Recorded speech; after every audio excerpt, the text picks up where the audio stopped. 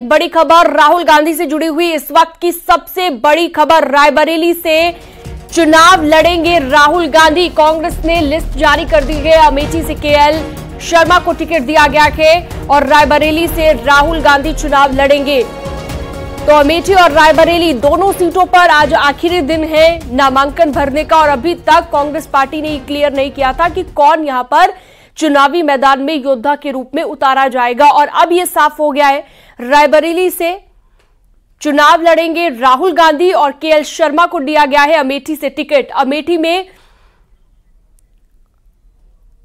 जो समीकरण बनेगा केएल शर्मा के सामने स्मृति ईरानी। और फिलहाल आपकी टीवी स्क्रीन पर हम आपको अभी तक के जो लोकसभा चुनावों के नतीजे हैं वो भी आपको दिखा रहे हैं कि कब कौन यहां से जीता है। अमेठी लोकसभा सीट का भी हमने इतिहास आपको बताया और अमेठी और रायबरेली की लड़ाई अब और भी ज्यादा दिलचस्प हो गई है क्योंकि राहुल गांधी अब अपनी मां की सीट यानी कि जहां से सोनिया गांधी चुनाव लड़ा करती थी रायबरेली वहां से ही चुनाव लड़ेंगे और यहां पर उनके सामने भारतीय जनता पार्टी के उम्मीदवार दिनेश प्रताप सिंह होंगे। पिछली बार 2019 में जब चुनाव हुआ था लोकसभा का तो उस वक्त सोनिया गांधी ने हरा दिया था भारतीय जनता पार्टी के उम्मीदवार को, लेकिन क्या इस बार राहुल वो कमाल कर पाएंगे, ये अपने आप में बड़ा सवाल है क्योंकि 2019 में सोनिया गांधी से 1.5 लाख से ज्यादा वोटों से चुनाव हार गए थे दिनेश प्रताप सिंह।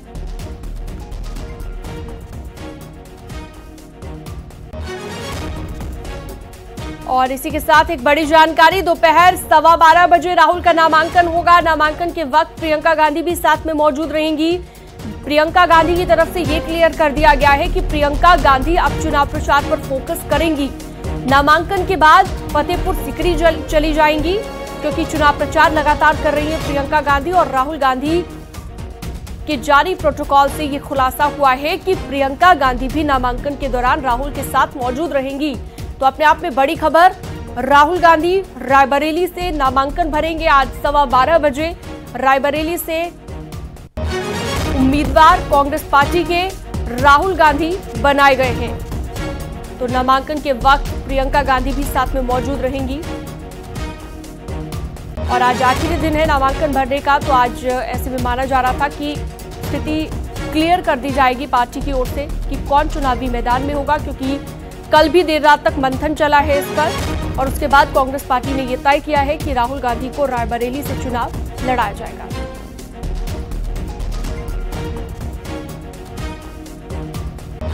और चलिए सीधा रुख करते हैं, रायबरेली से उमेश हमारे साथ जुड़ गए हैं, पप्पू पांडे हमारे साथ अमेठी से जुड़ गए हैं।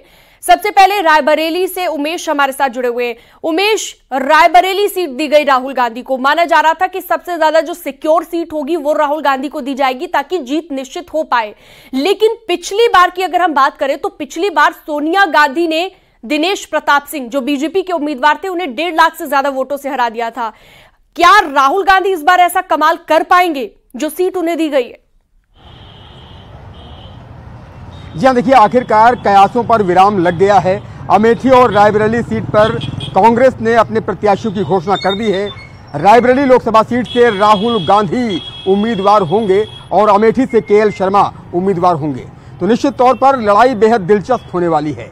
भारतीय जनता पार्टी की तरफ से यहाँ दिनेश प्रताप सिंह को उम्मीदवार बनाया गया है। तो दिनेश प्रताप सिंह और राहुल गांधी इस बार आमने सामने होंगे। दिनेश प्रताप सिंह 2019 में चुनाव लड़ चुके हैं और सोनिया गांधी के खिलाफ उन्होंने चुनाव लड़ा था। दिलचस्प लड़ाई उस वक्त भी देखी गई थी और इस बार भी दिलचस्प लड़ाई की संभावना है। हमारे साथ हमारे सहयोगी मोहन भी मौजूद हैं। मोहन जी, ये बताइए, राहुल गांधी के नाम का ऐलान हो गया है, कांग्रेस के प्रत्याशी के तौर पर आखिरकार कयासों पर विराम लग गया है। कितनी दिलचस्प फाइट होने वाली है, कितनी दिलचस्प राजनीतिक जंग होने वाली है रायबरेली लोकसभा सीट पर? जी बिल्कुल, अब जो कांग्रेस और बीजेपी के उम्मीदवार आ गए हैं तो अब ये तय हो गया कि बीजेपी से दिनेश सिंह और राहुल गांधी के बीच में फाइट होगी।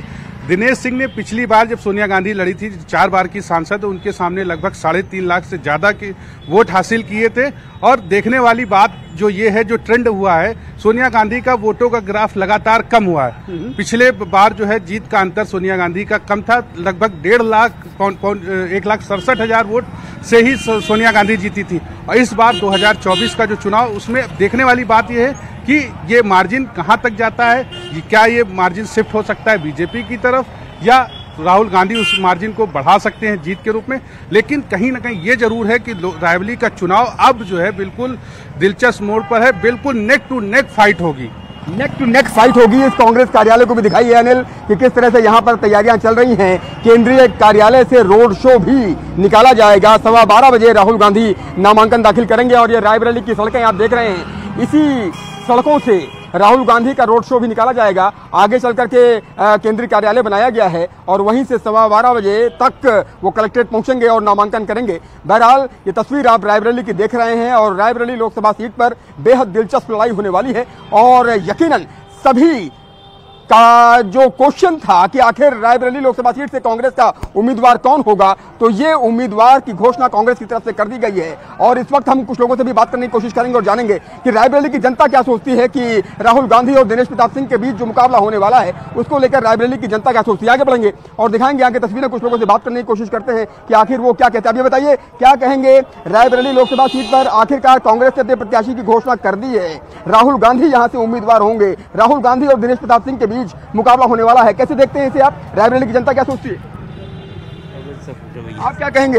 राहुल गांधी और दिनेश प्रताप सिंह के बीच मुकाबला होगा, राहुल गांधी यहां से कांग्रेस के प्रत्याशी होंगे। युवा होने के नाते क्या सोचते हैं अपने रायबरेली के बारे में? हुए तो फिर राहुल गांधी ही जीतेंगे यहाँ पे, क्योंकि जो चीज इन लोगों ने कांग्रेस ने यहाँ पे की है वो अभी कोई नहीं कर पाएगा यहाँ पे। क्योंकि यहाँ पे बहुत सी चीजें हैं, एनटीपीसी है, निफ्ट है, रायन स्कूल है और जितना भी यहाँ पे है फिरोज गांधी डिग्री कॉलेज है, यहाँ पे जितना कुछ भी गांधी परिवार ने दिया है यहाँ पे और कोई नहीं दे सकता है। दूसरी तरफ की तस्वीर आपकी दिखाई है कि किस तरह से जनता अपने व्यूज रख रही है। लोग हार भी जाएंगे, अगर यहाँ पे गांधी परिवार हार जाएगा तो यहाँ पे रायबरेली वालों को पछताने के अलावा और कोई काम नहीं होगा। आप देखेंगे किस तरह से हम इस वक्त फूल के बाजार में मौजूद हैं और आज भारतीय जनता पार्टी के जो प्रत्याशी हैं दिनेश प्रताप सिंह, उनका भी नामांकन होना है और आज ही राहुल गांधी का भी नामांकन होना है। नामांकन का आज आखिरी दिन है। राहुल गांधी यहाँ से चुनाव लड़ने जा रहे हैं, दिनेश प्रताप सिंह भारतीय जनता पार्टी के उम्मीदवार हैं। कैसी लड़ाई होने वाली है रायबरेली में? अच्छी लड़ाई होने वाली।